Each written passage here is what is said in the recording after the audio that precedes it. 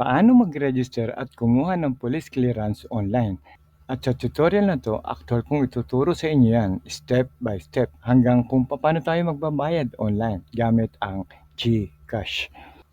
Meron tayong 4 na steps na dapat sundin. Sunod-sunod natin gagawin. Number 1, ang online registration.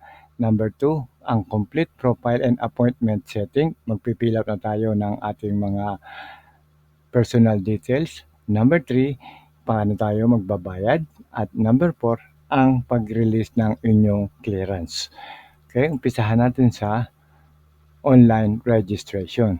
So visit website, itong link na ito na PNP clearance, yan po ang hahanapin natin at ipapakita ko rin sa inyo kung paano. Okay, so how to register in PNP clearance.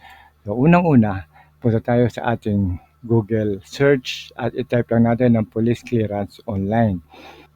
Yung unang-unang lalabas, yung kulay pula na yan, yan po ang i-click natin, National Police Clearance System. At nasa loob na po tayo ngayon ng website ng National Police Clearance System. So, i-click lang po natin yung register, yang nasa ilalim. And then, confirm lang if you are human. So, dito, choose all the bags. So, i-click nyo lang ang lahat ng bags o buckets. And then, click natin ang confirm.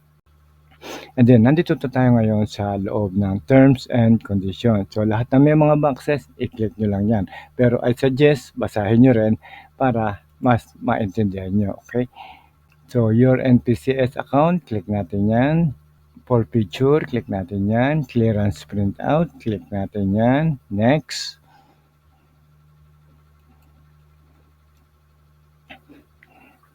And then, nandito tayo ngayon sa new application registration. Dito, kailangan lang ng email at ang inyong password. Okay, nilakihan ko na yan. At okay, note lang para sa password, dapat merong isang lowercase o small letter, uppercase o big letter, at least one number, isa lang, at least one special character, kamukha nung hashtag, dollar, equals, at least 12 characters. Ibig sabihin, 12 characters o 12 letters ang haba ng inyong password.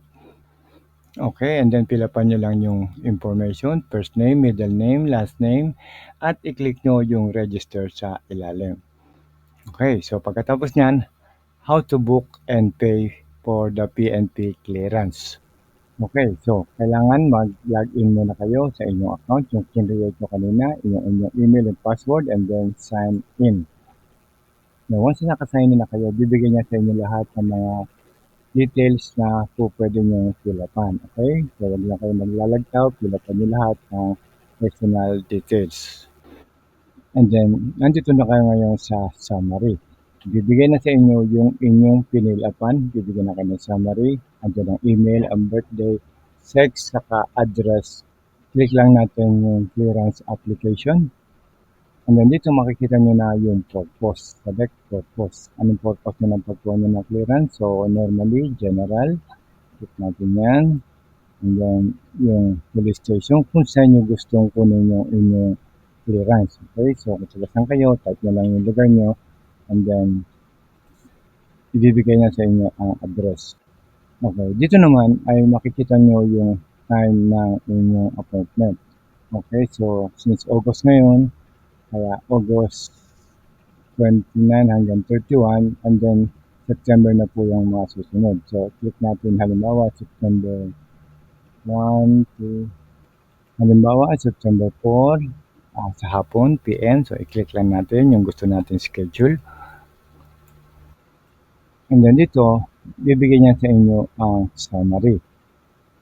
Okay, kung gusto niyo i-save yung appointment nyo, pwede nyo na siyang i-save kung sigurado na kayo. Otherwise, click natin yung next.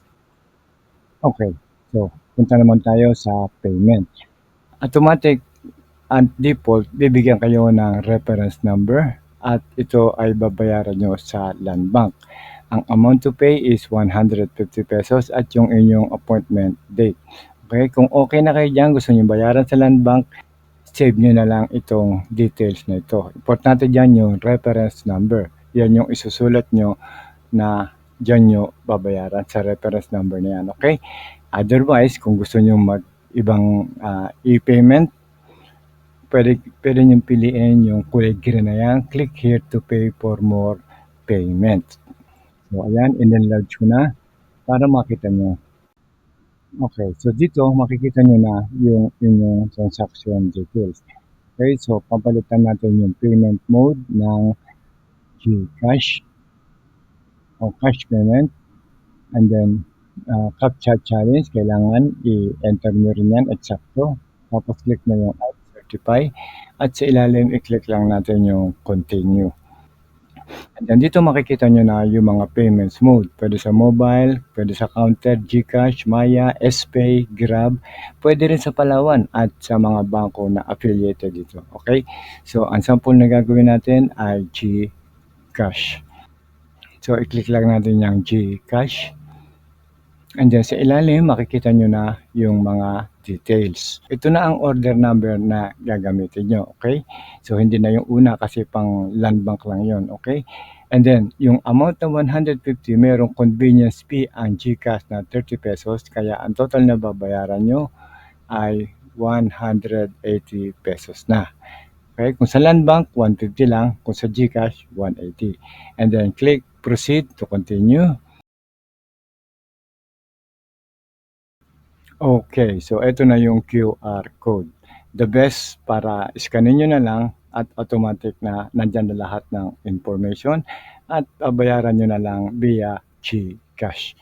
So, ganun lang po siya kadali at sana nasundan nyo at hindi kayo nalito. Anyway, kung nalilito man kayo, i-post nyo lang para masundan nyo sa inyong cellphone o sa inyong computer.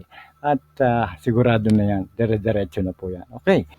So hanggang dito na lamang at sana ay nakatulong po muli kami sa inyo. Huwag nyo lang po kakalimutan na mag-like, comment at share nyo na rin. At maraming salamat po at huwag nyo lang kalimutan mag-subscribe sa ating channel.